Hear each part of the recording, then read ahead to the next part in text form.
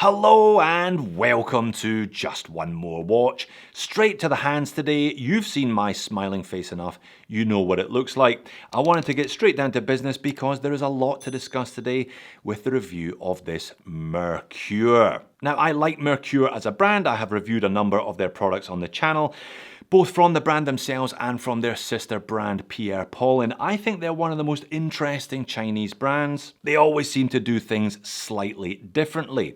This particular Mercure has appeared on the channel before as well. I featured it in a What's in the Watch Roll episode. It was one of 4 watches that I took up to Queensland over the Christmas break. There it is, second from the end, squeezed in between the Baltic and the Alpinist. These 4 have pretty much been my January review lineup. I'm almost done with them. The Baltic is actually on the table tomorrow. And you know what? I wore the Mercure more than any of those other 3 watches. In fact, I wore this Mercure more than all 3 of those watches combined when I was on my break. I've really enjoyed it therefore.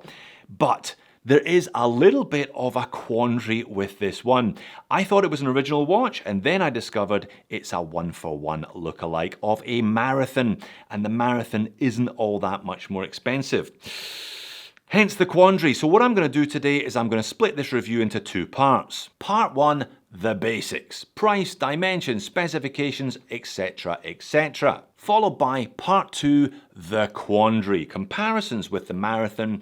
What do I recommend? Do I recommend one, the other, both, or neither? I'll leave 2 timestamps in the description of the video. Let's get into it, starting with Part 1, the basics. And it doesn't get much more basic than price. You can buy this watch in one of 2 places. You can buy it direct from Mercure for $169, or you can buy it on AliExpress for $169. I'll leave links to both in the description of the video. Help yourself. And what do you get for your $169? Well, you get this military style 3-hander, kind of mil-spec style 3-hander. Now, this is how it was sent to me by Mercure. By the way, Mercure sent this one to me for free. I do not have to send it back, hence the pop-up today. Now, they sent it on this bracelet, and they also included a kind of chunky 2-layer pearl-on strap as part of the package. I haven't seen this on AliExpress or their website, so I cannot guarantee that if you order one of these, you will get one of these, but that's how I received it. Now, I freely admit I had never seen this style of bracelet before. I did a quick bit of research, and apparently it is called a bonk lip bracelet, of all things. These first appeared on watches in the 1920s and were actually used apparently by some RAF pilots to secure their watches to their wrist and over their flight suits in the Second World War. So 20s style bracelet that was used in the 30s and 40s, but it's on an 80s style mil-spec watch. It doesn't really work for me, I'm afraid. It's comfortable enough. I'll show you how it works. It's a kind of single piece here. Fixed spring bars here, not quite fixed spring bars, but screw spring bars. I'll show you how they work in a minute as well. And you've got this kind of multi-adjustable little head here. You can adjust this one to any size you like. It's comfortable enough, but I just don't think it particularly suits the aesthetic of the watch, and there is that kind of confused timeline of 40s and 80s, so I dumped it. But dumping it isn't quite as easy as just saying those 2 words. As I said, these are screw spring bars, so you need 2 screwdrivers, 1 at each end. 1 long part, 1 small part, a little bit fiddly, not too bad once you get used to it, but yeah, not as convenient as either A, fixed spring bars, or B, standard removable spring bars. So what I did then was I fitted it on this second strap. It looks like a pearl-on, a fat pearl-on had a baby with a chunky NATO strap, and this is kind of what came out. There we are, strap option number 2 from Mercure, this chunky pearl-on. Ironically, it's so chunky, the tips are so thick that it won't pass through the bars, so you are going to have to take those bars off every time if you do want to put this particular strap on. Personally, I prefer this over the bonk lip, but look at that end, it's rough. I don't really see the point of it, so I've been wearing mine on a NATO strap. So back out with those 2 screwdrivers then to take the bars out, put them back in again, and pass through any 20mm NATO. I'm sure pretty much everyone watching the video has a 20mm NATO strap in the house. As long as they're not super thick, they will pass between those bars with no problems at all. And there we are now. I literally have a shoebox full of straps, and I managed to find one that I think suits this watch perfectly. Beautiful grey colour matched, and it's by Bark and Jack. Adrian over in the UK, very nice seatbelt style NATO. It will remain on this strap for the rest of the video. It will remain on this strap for the rest of its time in my collection. So let's do dimensions today, and these are important, so try and retain them in your memory. 38.5mm in diameter, 11.8mm thick with a lug to lug of 47mm, 20mm between the lugs. And now on this NATO strap, it's going to be pretty similar regardless of which of the straps you put it on, because there was no weight at all to that bonk lip. 85 grams. 80 meters of water resistance from a push-pull crown. Sapphire crystal. It's kind of single dome sapphire, I would say, because it has distortion, as you can see at the edges of the viewing angle. And the movement, well, all I know is that Mercure claim it's an in-house movement, and it has 17 joules. Now on the case back you can see a fair old spec sheet. If you can see the spec sheet, it's in bloody small writing. Mercure watch design, hand winding movement, 3 positions adjusted. There's the radiation symbol because there's tritium tubes here, sapphire crystal, 316L stainless steel, and 80 meters of water resistance. Now, because I'm not sending this watch back, I'm going to take the back off this watch. And this is what you'll find if you do that yourself.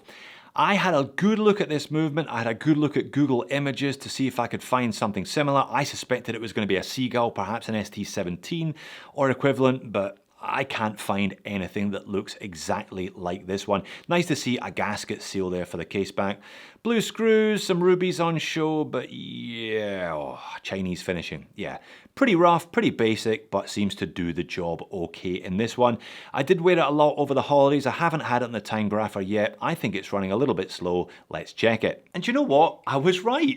Minus 25 to minus 30 seconds per day. Not amazing. I could probably tweak it a little bit if I wanted to because I have a time grapher obviously in the house. 0 beat error though, yeah, it's probably still within specs of what is going to be an affordable movement regardless of what it actually is. Case finish is very nice though.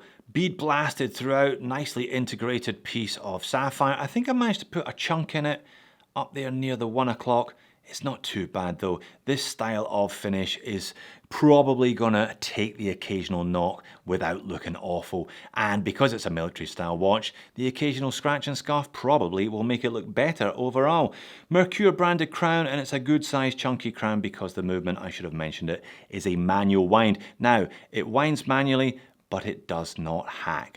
First position adjust the movement, but no hacking with this one today. I'm guessing 35-hour power reserve, but like I said, it's got to be a guess because that's all I can tell you about the movement. All right, quickly, dial and hands, classic military looks, borrowed from Marathon. Clear Arabics 1 to 12 with smaller 13 to 24 within that. Now, the 1 to 12 are actually loomed, the 13 to 24 just printed in white, and tritium tubes today, H3 T25 tritium tubes, 1 on each of the indices, and 1 on each of the 2 main hands. No tritium tube. There is a bit of lume though on the tip of that second hand. Now, can you see the branding?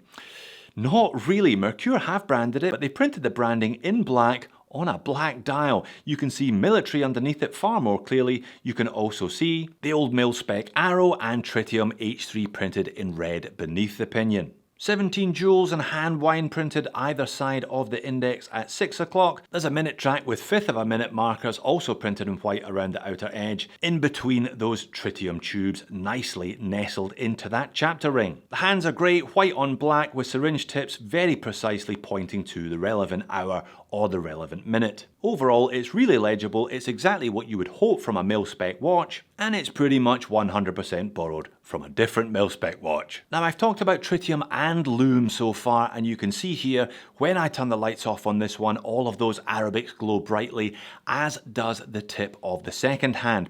When I turn the speed up on this, the lume is nice, but it's not really the main event today. Those tritium tubes are what we're here for. The lume fades by the end of the 20 minutes. The tritium is going to take about 10 years before it fades. T25 perhaps not as crazy as T100, but I've had no problem seeing this one after dark whatsoever.